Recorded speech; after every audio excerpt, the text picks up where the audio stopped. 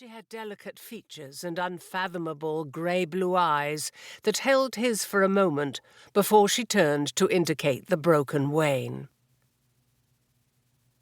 "Messire, by the time we have found a wheelwright or hired another cart, the city gates will have closed for the night." She hesitated. "Forgive me, but I notice your own wain is larger than ours, and but lightly laden. I am sure if you lent it to us, of a kindness, my husband would compensate you for your inconvenience." Josceline stared at her in surprise. He was accustomed to being propositioned by women, but in different social circumstances, and for different reasons, it had to be said, and never in front of their husbands. She looked down, a flush brightening her cheeks. The rain continued to fall in a steady, cloth-soaked drizzle. "Linnet!" Montsorrel's anger diverted from Josceline to his wife. "Do you dare to interfere?" She flinched, but her voice was steady as she turned to him. "I was thinking of your son, my lord. He must not catch a chill." Montsorrel cast an irritated glare in the direction of the other women. Josceline looked too. One of the bundled figures under the tree was a small child. A little hand was held in the grasp of a nursemaid, and Josceline received the impression of wide, frightened eyes and a snub nose set in a small, wan face. Amid anger at finding himself trapped, because he could not for shame refuse the woman, he felt a thread of pity for the infant. Montsorrel said stiffly to Josceline, "Very well. You're a mercenary. I'll pay you the rate to deliver the goods to my house." Josceline bit back the urge to retort that he was not so much of a mercenary that he would allow the likes of Giles de Montsorrel to buy his obedience. "I'll not serve you," he said derisively, "but your lady did speak of compensation.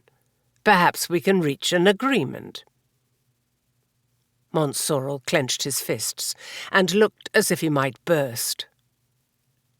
"No?" Shrugging, Josceline started to turn away. "Christ wounds, just get on with it!" Montsorrel snarled. Josceline gave a sarcastic flourish and sauntered away to instruct his men to strip and reload his own sound wain. Linnet de Montsorrel rejoined the women. Her stomach was queasy with fear. Everything had its price, and she knew she would have to pay hers later when she and Giles were alone. "I'm cold, Mamma," her son whimpered, and abandoned his nurse to cling to Linnet's damp skirts. She stooped to chafe his hands, noting with concern that his eyes were heavy and his complexion pale with exhaustion. "It won't be long now, sweetheart," she comforted. She folded him beneath the protection of her cloak, like a mother hen spreading her wing over a chick. "Madam, I know that man." Ella, her personal maid, jutted her chin towards the mercenary whom Linnet had just shamed into helping them. "It's Josceline de Gael, son of William Ironheart." "Oh?" Linnet knew of William Ironheart by reputation. They said he was so hard he pissed nails, that he was stubborn, embittered, and dangerous to cross. Linnet studied his son. "How do you come to be acquainted with such a one?" Ella blushed. "I only know him by sight, madam. He was at my sister's wedding in the spring as a friend of the groom. They were both garrison soldiers at Nottingham Castle." Linnet assessed de Gael thoughtfully. She judged him to be in his late 20s.